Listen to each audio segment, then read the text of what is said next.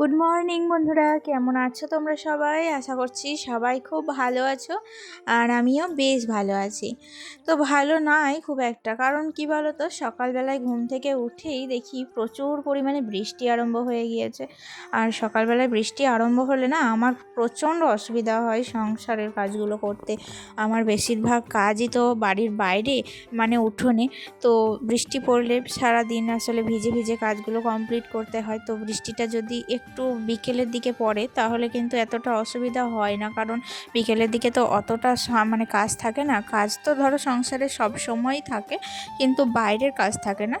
তো তাই জন্য বিকেলের দিকে আমার বৃষ্টিটা হলে অত কিছু মনে হয় না, কিন্তু সকালের দিকে বৃষ্টি হলে খুব মানে অসুবিধা হয় জানো তো। কারণ একবারে ঝাড় দেওয়া থেকে শুরু করে বাসন মাজা সবটাই তো আমাদের কলতলায়, তো সেই কারণে সকালবেলায় বৃষ্টি হলে মন মেজাজটা খুব খারাপ হয়ে যায়। তো 1 ঘন্টা কি 2 ঘন্টা মতো সকালবেলায় বৃষ্টি হয়েছিল, তারপরে সারাদিন মেঘলা মেঘলাই ছিল আজকে। আর এখন কিন্তু প্রতিদিনই একটু করে বৃষ্টি হচ্ছে। তো যাই হোক, দেখো আমি তো ভিজতে ভিজতে সমস্ত সংসারের কাজগুলো করে নিয়েছি বাইরে, তারপর জামা কাপড়টা ছেড়ে মাথাটাকে ভালো করে মুছেও নিয়েছি। আর এই সময় বৃষ্টিতে ভেজা একদমই খারাপ, মানে কখনো ঠান্ডা কখনো গরম, সিজন চেঞ্জের সময় তো, কারণ শরীরটা তখন কিন্তু জ্বর চলে আসতে পারে। বেশিরভাগ মানুষেরই এখন শরীর খারাপ হচ্ছে, আর সর্দি কাশিও লেগে যেতে পারে। আর দেখবে মানে শরীর খারাপ হলে তখন সংসারের কাজে কিন্তু একটু এনার্জি পাবো না। আর প্রতিদিনের সংসারের কাজ যেহেতু আমাকেই করতে হবে, তাই শরীর খারাপ কিন্তু না হওয়াই ভালো, কারণ ভালো সুস্থ থেকে সংসারের কাজগুলো যাতে প্রতিদিন করতে পারি, এটাই চেষ্টা করি আর কি। তো তারপরে দেখো আমার সেই সরস্বতী ঠাকুর এবছর বাড়িতে পুজো দিয়েছিলাম। ওই যে ঠাকুরটা কিন্তু আমি মানে ছবিটা তুলেছিল, তো আমার হাজব্যান্ড বললো এবছরই তো লাস্ট বছর হয়ে গেছে 3 বছর, তো বললো যে বাঁধিয়ে নিয়ে এসে টাঙিয়ে রাখি। তাই সেই ছবিটা কিন্তু কালকে বিকেলবেলায় দিয়ে গিয়েছিল আমারই হাজব্যান্ডের একটা স্টুডেন্ট। তো দেখো আজকে কিন্তু আমি সেটাকে টাঙিয়ে রাখলাম, তো বেশ কিন্তু মানিয়েছে দেখতে। তো যাই হোক, তারপরে দেখো ছেলেকে কিন্তু আজকে স্কুলে পাঠিয়ে দিয়েছি। আর সামনেই সোমবার থেকে না ছেলের কিন্তু আবার এক্সাম শুরু হচ্ছে প্রাইমারিতে। তো একসাথে কটা যে স্কুল মানে ও কারণ চালাতে পারবে, এটাই কিন্তু আমার চিন্তার একটা বিষয়। তো দেখা যাক কি হয়। আর এদিকে আজকে নিয়েছিলাম কি বলতো, একটু চাউলির শাক। তো চাউলির শাক আমার একটুও রাঁধতে ভালো লাগে না, আমি রাঁধতে পারি না জানো তো। কারণ চাউলির শাকটা যতই না রাঁধি কেমন একটা খসখসে ভাব থাকে, একটুও খেতে ভালো লাগে না। অন্যান্য শাক রাঁধতে যতটা আগ্রহ করি, চাউলির শাক রাঁধতে কিন্তু আমি একটুও পছন্দ করি না। তো আমি জানতামই না আমার হাজব্যান্ড কখন যে চাউলির শাক কিনে ফেলেছে কি জানি। তো আমি যদি জানতাম না তাহলে কিন্তু আমি এই চাউলির শাক কখনোই ওকে কিনতে দিতাম না। তো বুঝতেই পারছো মানে চারপাশটা এত অন্ধকার হয়ে আছে না, এখনও কিন্তু ওয়েদারটা কিন্তু মেঘলা মেঘলাই হয়ে আছে। আজকে মনে হয় না যে আর রোদ উঠবে বলে।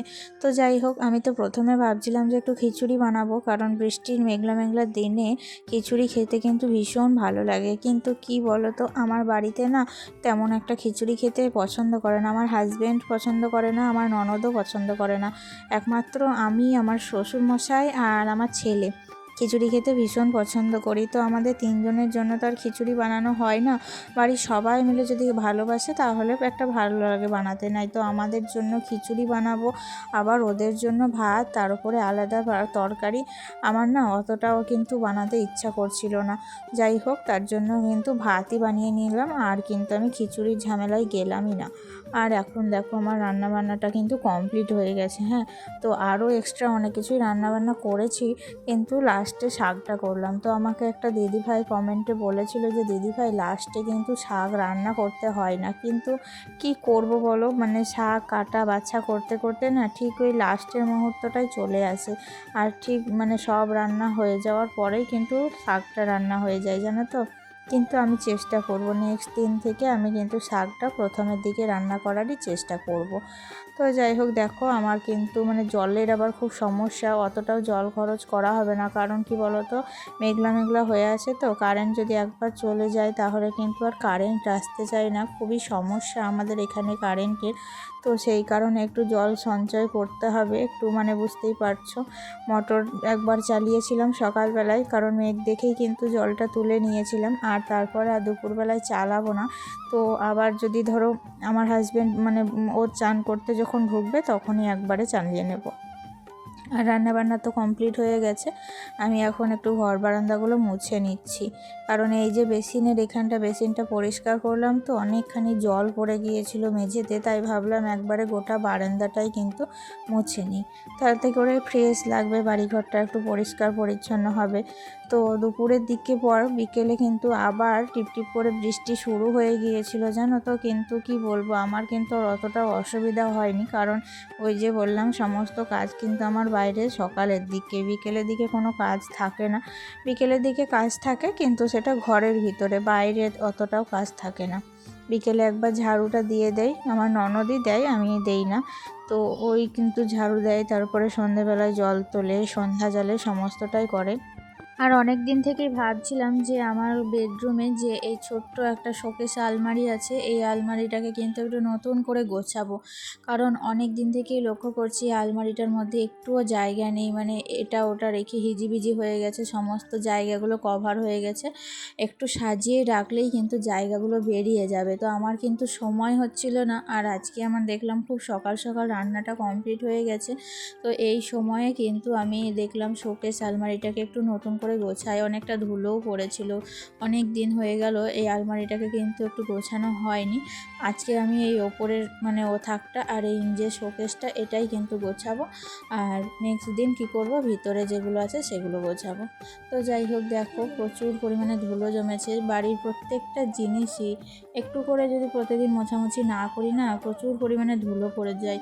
আর এই জিনিসগুলো কোনোটাই কিন্তু অপ্রয়োজনীয় নয়, আমি যতই ভাবি যে বেছে ফেলে দেব, যেগুলো নেওয়ার সেগুলো নেব, আর যেগুলো রাখার না সেগুলো জাম করে রাখবো না, কিন্তু কি বলতো, যখনই দেখতে যাই তখনই দেখি যে সবগুলোই দরকারি, তো আমার কোনো জিনিসই কিন্তু ফেলা হয় না, সবটাই গুছিয়ে আমাকে ঠিকঠাক করে রাখতেই হয়, কারণ কি বলতো, কখন কোন জিনিসটা কাজে লাগবে কি করে বলবো, তাই না? তাই সমস্ত জিনিস ফেলার আগে একবার করে কিন্তু দেখে নেওয়া অনেক বেটার। তো যাই হোক, এদিকে দেখো 3টে বাক্স রয়েছে, তো একটা বাক্সের মানে ওটা হচ্ছে ওষুধপত্র, যা যাবতীয় থাকে সমস্তটা রেখে দিই। আর এই বাক্সটা নতুন করেছিলাম, কারণ এই বাক্সটায় যখন আমার প্রচুর পরিমাণে অসুস্থ হয়েছিলাম, শরীর খারাপ, একদমই হাঁটতে পারতাম না, সেই ডাক্তারের যাবতীয় যা আমার ওষুধপত্র সেটা কিন্তু এই নতুন এই বাক্সটাতে আমি রেখে দিতাম। তো তারপর থেকে আরও এক্সট্রা যা যাবতীয় ওষুধপত্র সমস্তটাই কিন্তু আমি ওই বাক্সটায় রাখি, মানে আমার মোটমাট 2টো বাক্সে কিন্তু শুধু ওষুধ ভরা আছে। বাড়িতে বাচ্চা আছে, বয়স্ক আছে, তাদের জন্য কিছু কিছু ওষুধপত্র এনেও রাখতে হয় বুঝলে, কারণ রাত বিরেতে কখন কাজে লাগে, তাই না? তো সেই কারণে সমস্তটা হাতের কাছে গুছিয়ে রাখি। আর এদিকে আমার এই যে ফুলদানিগুলো দেখছিলাম খুব নোংরা হয়েছে, যেন ধুলো জমেছে, তাই ভাবছিলাম আজকে আমি সবটাই কিন্তু পরিষ্কার করব একসাথে। আর এখানেও এখানেও কতগুলো ওষুধ আছে, এখানে বেশিরভাগগুলো সিরাপগুলো রাখা আছে, তো যেগুলো আমি দেখছিলাম কোনটা কাজের, তো দেখলাম সবগুলোই ডেট আছে বলে কোনোটাই আর ফেললাম না, বেশিরভাগই ভিটামিন সিরাপ বুঝতেই পারছো, আর কোনোটা হজমের। তো যাই হোক, সব সিরাপগুলোই কিন্তু মুছে আবার ঠিক করে সাজিয়ে রেখে দিলাম, কি বলবো, মানে ফেলার কিছুই নেই।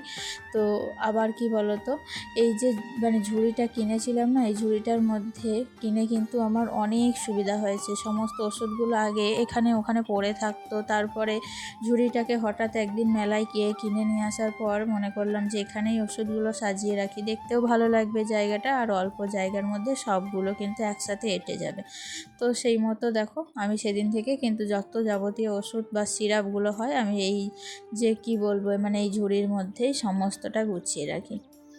আমার অনেক ইচ্ছা জানো তো একটা ড্রেসিং টেবিল নেওয়ার, মানে আয়না সমেত, কিন্তু কি বলবো, মানে এখন অভাবের সংসার বলতেই পারো, কারণ হাজব্যান্ডের চাকরি নেই, তার উপরে তেমন একটা রোজগারপাতি নেই, তো কিভাবে কিনবো, তো সেই কারণে মনের ইচ্ছাগুলো ইচ্ছাই থেকে যাচ্ছে, শখটা আর পূরণ করতে পারছি না। তো অনেক রকম ইচ্ছা আছে, জানি না কবে কমপ্লিট করতে পারবো, একটু একটু করে করার চেষ্টাও করি, যদি কোনো দিন নিজের পায়ে দাঁড়াতে পারি তাহলে অবশ্যই সব শখ কিন্তু আমি কমপ্লিট করব। এটা মনের মধ্যে একটা জেদ আমি পুষে রেখেছি, কারণ যে কোনো কাজে দেখবে যদি জেদ পুষে না রাখতে পারো না, সেই কাজটা কিন্তু সফল কখনোই হয় না। তাই একটা জেদ বলতে পারো, আমার ইচ্ছা যে আমি করব একটা ড্রেসিং আয়না, তখন এই আলমারিটাকে আমি ওপরে ট্রান্সফার করে দেবো, আর এই জায়গাটা করে ড্রেসিং টেবিলটা রাখবো, এটাই কিন্তু ইচ্ছা আছে। তাছাড়া আমার ঘরটা তো অতটাও বড় না যে একটা মানে ছোট শোকেস আলমারি রেখেও কিন্তু ড্রেসিং টেবিল রাখা হবে, সেরকম অনুপাতে বড় না।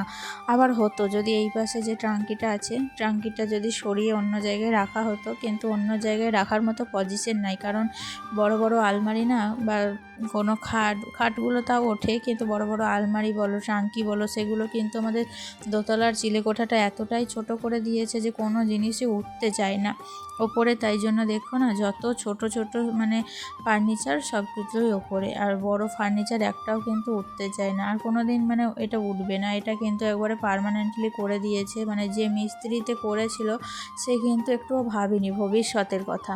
তো খুবই অসুবিধা হয়, এক এক সময় মনে হয় যে কিছু করার যদি যেত, কিন্তু কিছু করারই আর নেই। আমি কিন্তু সমস্ত মিস্ত্রিদের শোধানো হয়েছে, তারা বলেছে আর কিছু করার নেই, এটা আগেই করতে হতো। তো দেখো আমি একটা বালতির মধ্যে একটু শ্যাম্পু নিয়ে নিয়েছিলাম 1 প্যাকেট। তো শ্যাম্পু দিয়ে ভালো করে জলটাকে গুলে তারপরে ওই যে ফুলদানিগুলো আমি জাস্ট একটু করে মানে চুবিয়ে তারপর কিন্তু কিছুক্ষণ রেখে আবার ফ্রেশ জল দিয়ে প্রত্যেকটা ফ্লাওয়ার ভাস ধুয়ে তারপর একটু রোদের মধ্যে জল ঝরতে দিলাম। তো জল ঝরতে অনেকক্ষণ দিয়েছিলাম, মোটামুটি আধ ঘন্টা পর সমস্ত ফুলদানিগুলোকে তুলে আবার জায়গা মতো রেখে দিয়েছি। এখন কিন্তু দেখো আগের থেকে অনেকটা পরিষ্কার এবং ফ্রেশ লাগছে। আর এখন যাব স্নানে। তাহলে বন্ধুরা আজকে এই পর্যন্তই, দেখা হচ্ছে নেক্সট ভিডিওতে। ভালো থেকো, সুস্থ থেকো, নিজেদের খেয়াল রেখো। ভালো লাগলে অবশ্যই একটা লাইক করে দিও। আজকে আসি, টাটা।